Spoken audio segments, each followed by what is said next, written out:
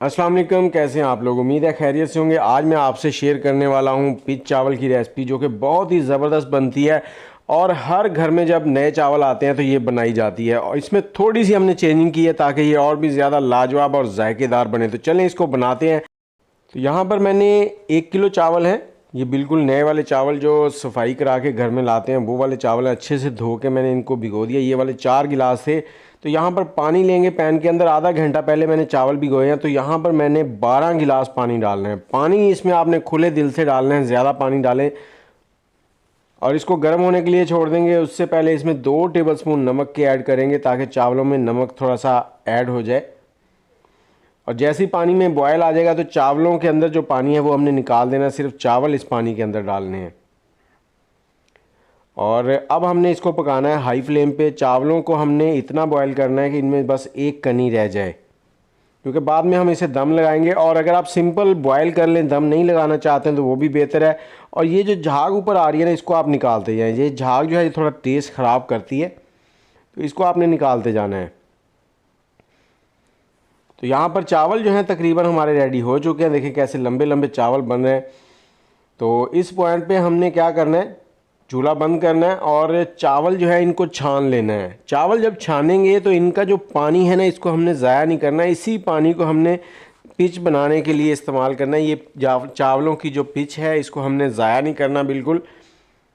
تو برتن کچھ اس طرح کا لیں جس میں یہ پانی آپ کا بالکل بھی ضائع نہ ہو، اور زیادہ دیر چاول جو ہیں وہ اس پانی کے اندر بھی نہیں چھوڑنے، نہیں تو چاول جو ہیں اوور کک ہو جائیں گے اور بہت برے لگیں گے۔ اس طرح سے اس کو آپ نے سائڈ میں نکال لینا چاولوں کو۔ چاول دوبارہ اسی پتیلے میں ڈال دیں گے اور ان کو ہم نے تھوڑا سا لگانا ہے دم۔ دم لگانے سے پہلے اس کے اوپر ہلکا سا کوکنگ آئل ڈالیں گے، 2 ٹیبل سپون کے قریب کوکنگ آئل اس کے اوپر پھیلا دیں گے ہلکا ہلکا۔ آپ ہمارے چینل کو سبسکرائب کر لیں، بیل کا آئیکن دبا دیں تاکہ ہماری سبھی ویڈیوز آپ کو ملتی رہیں۔ اس طرح سے آپ نے ہلکا ہلکا سا آئل جو ہے اس کے اوپر ڈال دینا ہے اور کپڑے کی مدد سے دم لگا دینا ہے 15 منٹ کے لیے۔ نیچے توا رکھ لیں، پہلا 1 منٹ ہائی فلیم پہ، اس کے بعد لو کر دیں بالکل دم والا۔ اور یہ ہماری پچ جو ہے یہ اب انتظار کر رہی ہے کہ اس کو ہم تیار کریں، تو چلیں اس کو تیار کرتے ہیں۔ یہاں پر آدھا کپ ہم آئل لیں گے، اور میں نے یہاں پر تقریباً 250 گرام کے قریب چکن لیا ہے بون لیس، اس میں تھوڑی سی ہڈی ہے، زیادہ بون لیس ہے۔ اس کو میں نے چھوٹے چھوٹے پیسز میں کر لیا، یہ دیکھیں بالکل چھوٹے پیس ہیں۔ تو جیسے ہی آئل گرم ہوگا تو اس کے اندر ہم نے اس چکن کو ڈال دینا، اور ساتھ ہی ہم نے 2 ٹیبل سپون لہسن ادرک کا پیسٹ جو ہے وہ بھی اس میں ایڈ کر دینا ہے۔ اس چکن کو میں نے سرکے سے دھو لیا تھا تاکہ اس کی اسمیل ختم ہو جائے۔ لہسن ادرک کا پیسٹ ڈال دیا، اب دونوں کو فرائی کریں گے، 2-3 منٹ لگیں گے، لہسن کا کچا پن بھی ختم ہو جائے گا اور چکن کا کلر جو ہے وہ بھی چینج ہو جائے گا۔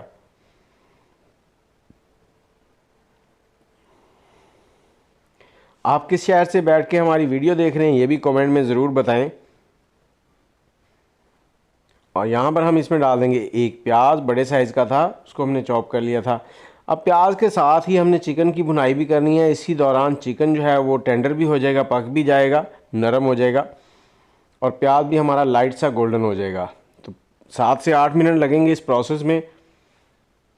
اور اب ہم اس میں تھوڑا سا پانی ایڈ کر دیں گے، کیونکہ ہم نے اس میں تھوڑے سے مسالے بھی ایڈ کرنے آگے چل کے، تاکہ یہ جلے نہ، کیونکہ چکن جو ہے وہ نیچے لگ رہا تھا، دیکھیں آپ پیندے میں تھوڑا سا چپک رہا ہے، تو میں نے یہاں پہ تھوڑا سا پانی ایڈ کر دیا تھا۔ 1 چائے کا چمچ ہلدی پاؤڈر، 1 چائے کا چمچ لال مرچ پاؤڈر، اور یہاں پر تھوڑا سا نمک ڈالیں گے، نمک ہم نے چاولوں میں ایڈ کر دیا تھا، اور 1 دھنیا پاؤڈر کا چمچ ڈال دیں گے اس میں۔ اب ان کی بھنائی کرنی ہے یہاں پر۔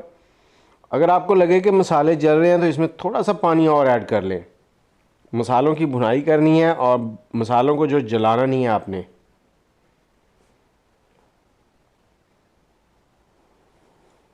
تھوڑا سا پانی ایڈ کر لیں گے۔ آپ نے پہلے یہ ریسپی بنا کے کھائی ہے یا نہیں یہ کمنٹ میں ضرور بتائیں مجھے، بہت ہی ٹیسٹی بنتی ہے۔ آپ اگر چکن نہیں ایڈ کرنا چاہتے ہیں تو اس کو سکپ کر دیں۔ اور یہاں پر میں نے تھوڑی سی سبز مرچیں ایڈ کر دی ہیں تھوڑے تیکھے کے لیے۔ تو جیسی اس کی بنائی ہو جائے گی ہم نے اس کے اندر جو پچ تھی وہ ڈال دینی ہے۔ اب آپ حسب ضرورت جتنی استعمال کرنا چاہیں اس کو ایڈ کر لیں، اور اسے ایڈ کرنے کے بعد ہائی فلیم پہ اس کو پکانا ہے، اور جتنا آپ نے گاڑھا کرنا ہے اتنا زیادہ اس کو پکاتے جائیں، یہ گاڑھی ہوتی جائے گی۔